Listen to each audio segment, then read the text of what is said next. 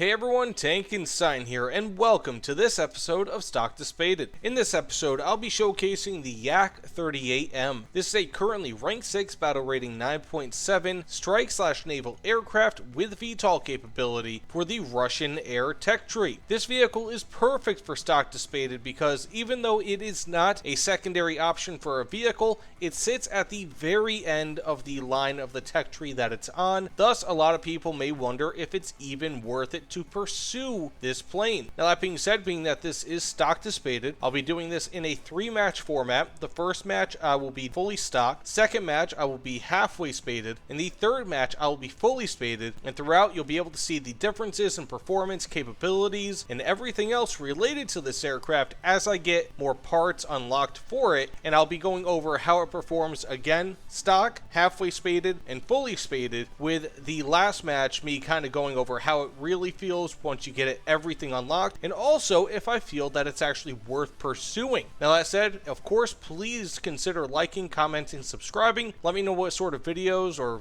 vehicles you might want to see in future videos. But either way, let's get into it. So some notes as I move into the battlefield here. This aircraft lacks a lot of things. First and foremost, it does not have, not even foremost, it doesn't have air brakes. It doesn't have any sort of flares. It doesn't have standard cannons until you research a single standard cannon, which I believe goes underneath the plane, underneath the fuselage.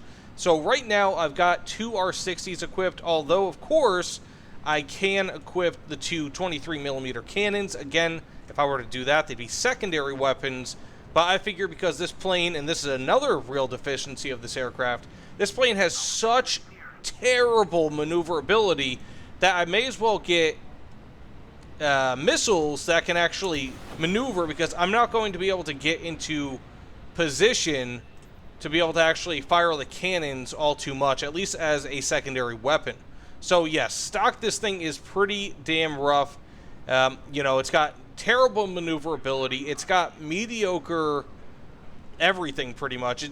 The acceleration's pretty good, but it's pretty much just a lesser version of the Harrier in every single way possible. The thrust vectoring cannot be activated unless you're below, I believe, 450-ish kilometers per hour, which roughly works out to around 200 miles per hour. So you're not really going to be able to use those in order to get yourself some sort of a boost, when maneuvering. One could arguably use the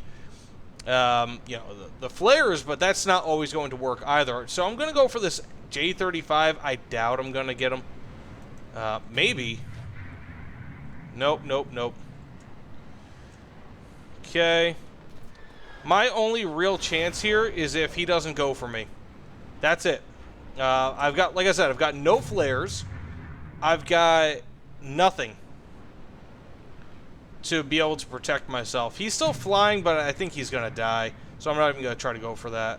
Pretty much everyone else on the enemy team, though, they've got flares, which means that they are easily going to be able to escape me.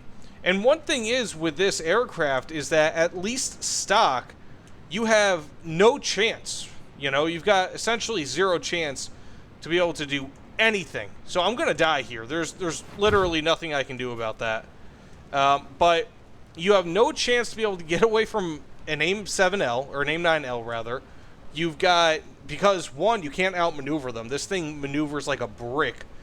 2, you have no countermeasures, nor will you ever have countermeasures. And 3, your performance is lackluster. So you cannot outrun them, you can't outturn them, you can't dodge them with countermeasures. And it's all complicated by the fact that your R60s are easily led astray by flares. So if you try to aim at an A-10, so long as that A-10 actually knows what he's doing, he's going to be able to dodge away or flare away from those easily.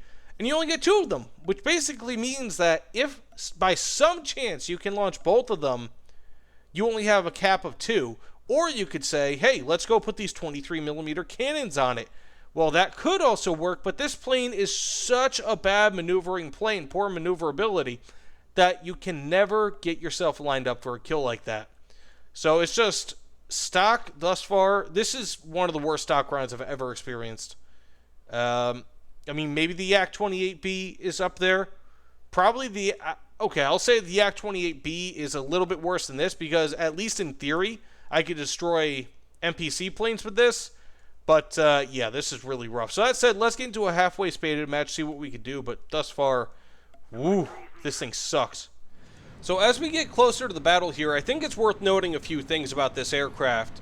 And first and foremost, I'm actually genuinely surprised by how much I'm enjoying it now that I have the cannon and extra missiles on it. This plane went from like 0 to hero real quick. I had a 5-kill match before I even had as many modifications that I have now. Of course, this is the halfway spaded match, and it's just really crazy. Now, it's difficult to tell exactly how much better the performance is, but as you can see up here, I'm still gaining speed and really gaining altitude at a pretty decent rate. And it's been very, very pleasant. Now, you do have to use this thing pretty much as a boom and zoom sort of aircraft because it has terrible maneuverability still, and that's always going to plague it. Plus, it has no countermeasures. But in a match like this, I mean, pretty much everyone is... I can't believe I'm in this match. This is the first real down tier I've ever been in. But you pretty much just have to go down and hope that, for example, this AV-8 does not see you when you launch your missiles on him, which is exactly what I'm going to do here. If he starts turning pretty substantially, that's how I'll know. Ooh, then we have an F-104. I'm going to launch my missiles on him now. And then, on him, 1 kill and 2 kills. Very nice. That's how we're talking. But overall, I mean, like I said, I am enjoying this plane a whole lot more now that I have it at least partly spaded. Those extra weapons really do a great job. I mean, like I said, I had a 5-kill match, and that was in an up tier, mind you. So it's not bad. This is definitely a very capable aircraft, especially if you set yourself up for success with it. You know, there are a lot of instances with this aircraft where it's like you die because you force it into situations where it just cannot succeed. So long as you don't do that, you'll do pretty well. But I guess that kind of goes with most aircraft in WarThunder. I'm going to launch on him. Hopefully I get the kill. I didn't, but I got an assist. That works for me. I do not mind. Especially being that it looked like that was almost going to be taken by someone else. Got an A4 there. Ooh, can I get the assist? I got a second assist. Not too bad. And I'm going to drop down on this guy. See if I can drop my, hit him with cannons. I doubt it. These sort of shots are really dangerous because it's got terrible maneuverability. Oh, great. I think my ally hit me. Let's see. Bam. Oh, wow. No. No way. Okay, I'm going to go for this F-100. But, yeah, I mean, overall, I'm, again, really surprised by how good this plane has felt ever since upgrading it. And really the thing that's really pulled it together is the fact that it has those missiles and also the cannon.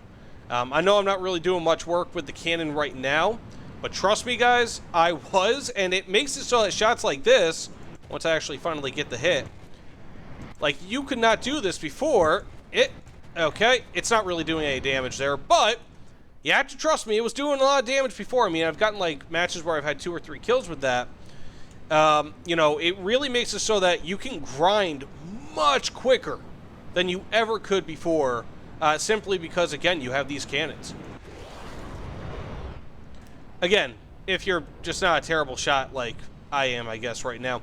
But yeah, overall, I mean, thus far, halfway spaded. Again, very impressed by it. I'm going to have to go land, see if we can get back up in the sky here, and hopefully take out a few more enemies. But, yeah, I mean, it's been very, very good. Oh, and one other really important thing to note here, even though I'm damaged, it still represents it pretty well. It's the fact that this thing actually accelerates. It hits a really nice top speed, much better than a Harrier ever could. Like, I'm at more or less sea level, and I am hitting over 1,200 kilometers per hour, which is just phenomenal. This thing, I've actually outrun numerous enemies in this aircraft that are supersonic, whereas I could not do the same with a Harrier. I mean, like, Harrier has better low-end acceleration to medium acceleration, but this has better high-end acceleration and top speed. So they both have their perks, but again, this one you can only ever start using the thrust reversal once you get down below a certain altitude or a certain speed. So that's another kind of weakness. So here we are, finally fully spaded in the Yak-38M, and I can tell you guys, I mean, I am very surprised with this aircraft in a good way, at least relative to where I was stock. So stock, this thing was a pain. I mean, it was just awful. But the good thing is that you get your weapons relatively early in the modification tree with this. So, you know, with the gun and the extra 2 MGs. Now, this plane is very specialized, and I think it's a challenge to fly and do well in. You know, and I think that you can actually have a very high ceiling with this aircraft in terms of how well you can actually do. I mean, I've had, you know, a few really good matches, a 5-kill, 4-kill, few 3-kill matches, you know, and while not even recording for this video, you know, so it just kind of goes to show, I mean, you can have a lot of success with this. And those were the reasons, I think, if I'm not mistaken, we won each of those matches in which I'd gotten 3 kills or more. You know, so it's been a very successful aircraft in my opinion. Now, unfortunately, you really can only play it 1 or 2 ways. One, I think, is a boom and zoomer. So you pretty much have to get up pretty high in altitude. Thankfully, it does have a really nice rate of climb, but it's not really fantastic to the point where I'm going to launch this on him. I probably won't hit him because I think it's too far. I'm going to go for this AV-8 over here, but you really have to make sure that you can actually... Am I going to hit someone? You know, boom and zoom and really just play this thing really intelligently. I don't know if I can be considered an intelligent player, but I'm hoping I can be. So we have an AV-8 there. You really want to stay out of the line of sight of a lot of these more advanced aircraft, or the aircraft really that use things like AIM-9Ls, for example. Those are killers. So, I mean, what I found is that I'm getting killed probably around 90% of the time. My deaths are related to AIM-9L carrying aircraft. So A6Es are a huge problem for me. I've got A10s that are occasionally pretty bad. That was kind of at the edge of the range. I shouldn't have done that. But not that terrible. That was a bad one. Bad launch. But, you know, I mean, you have a lot of the time where you have these really not good, I guess, situations where you have these advanced missiles flying towards you, and really, because you don't have flares, you can't really do anything to stop them. So he's flaring against me, really? Thankfully, it has a really nice cannon, but again, there's not really all too much I can do against an AIM-9L. Now, I have found that launching a missile against the AIM-9L, so when the AIM-9L is coming towards you, actually launching a missile against it takes it away from you, believe it or not. So it's actually quite effective in that regard. You know, I can probably get away from this A10. I'm just kind of worried that he's going to launch a missile on me. But, I mean, as you can see here, I'm gaining speed pretty damn well, especially for a plane with my lack of afterburners. So I'm going to keep going away. I want to land back at base, but not too bad. I mean, I've got 3 kills. Pretty respectable match, in my opinion. Just so long as I don't get shot down by an AIM-9L. Now, when you're kind of going to... Yeah, there we go. So I can't really do much about this. I'm going to try to brake up, put these air brakes on, and there you go. It's just pretty much an instant death if you have an AIM-9L following you, because you literally cannot do... Your maneuverability is so terrible on this aircraft.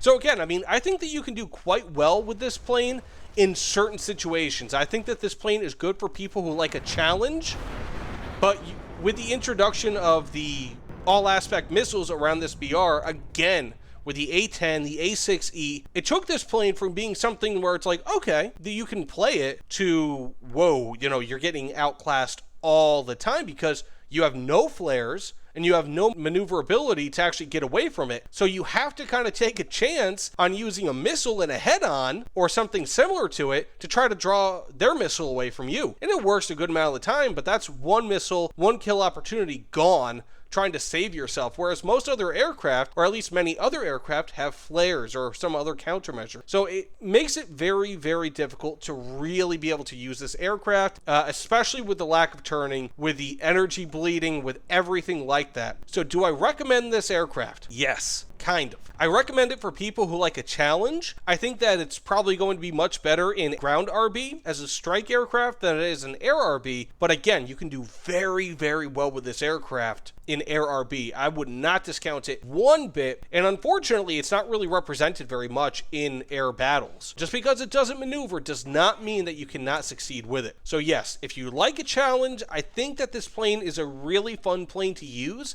And I really like playing it. But again, you're going to have feast or famine. Some matches that are really, really good and some matches that are really, really bad, because you can do a lot when people don't know that you're there, but you also can't really do a lot if people know that you're there. So that said, thanks so much for watching, everyone. Please like, comment, subscribe, let me know what you guys think about this video in the comments below. But either way, see you all on the other side. Take care, everyone.